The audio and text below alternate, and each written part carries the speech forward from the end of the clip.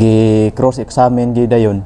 So pag cross examine, so the way nga mo storya si Gutesa mura ka ng straight magayo yang pag kung the way siya nga mo deliver sa iyang mga statement, straight man kayo. Mailhan man yun mo mga parang namakag.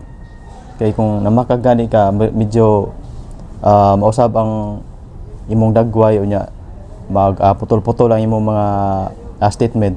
Mo na nga dako ning challenge ni Ping Lacson kung asa siya mo pabor kay sa atong obserbasyon ba karon lahi kayo og direksyon ang pag-imbestigar nila ni Gutesa kay si Gutesa paminaw nako mas dako pa magsa inoon kay ni Saldico ug ni Martin Romualdez. So mayong buntag kanatong tanan ug welcome back sa atong channel.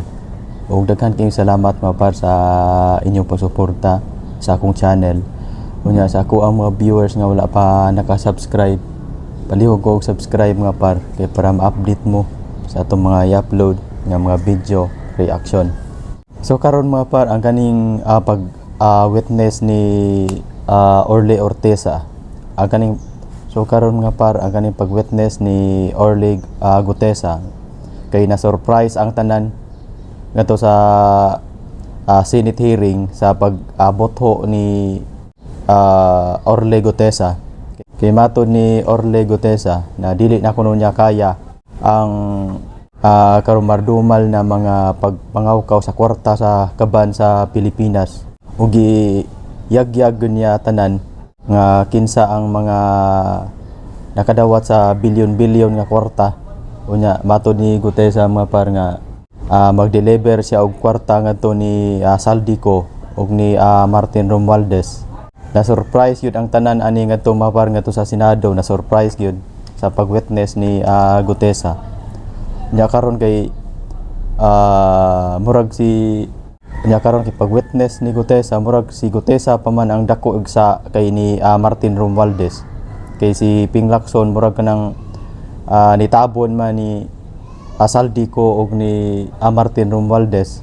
Mo nang dakong challenge ni Ping Lacson kung asa siya mo pabor, asa siya mo laban, kung kinsa iyang paboran on adto ba sa ni Saldico ug ni Martin Romualdez or ari ba sa witness nga si Gutesa or sa kamatuoran siya mo ulaban kung kinsa gyud ang istorya sa tinuod.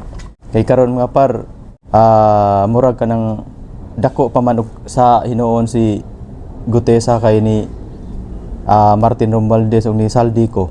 Nya mato ni Ping Lacson kasuhan ra ba kuno si Kuan Gutesa ug si Marcoleta. Kay si Marcoleta man presentar ni Gutesa ngadto sa hearing sa Senado. Mo ni bantayanan kayo nato mga par kay murag gituyok ta og maayo ani. Naliman ka na nga na surprise ang Senate hearing sa Senado pag witness ni Gutesa. Hasta si Rapi Tulfo, mga Tulfo brothers na surprise po sila. Unya pag human og basa sa affidavit ni Gutesa, gi cross examine gi dayon. So pag cross examine, so the way nga mo storya si Gutesa mura ka ng straight magayo yang pag kung the way siya nga mo deliver sa iyang mga statement, straight man kayo. Mailhan man yun mo mga parang namakag. Kay kung namakag gani ka medyo mausab ang imong dagway unya mag putol-putol ang imong mga statement. Pero pag cross-examine nila ni Gutesa, straight man mura ka ng way gitago ba.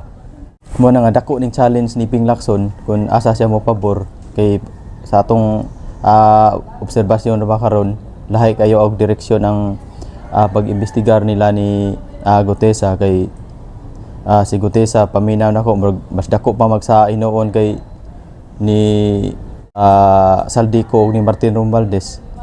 Manghinaot ang kani nga investigasyon ang katong ligsan ug way pabor-pabor kay ang kaning gipangkaw-kaw nila dili man nila ang kwarta man sa katawhan. So daghan kang salamat ug mayong buntag.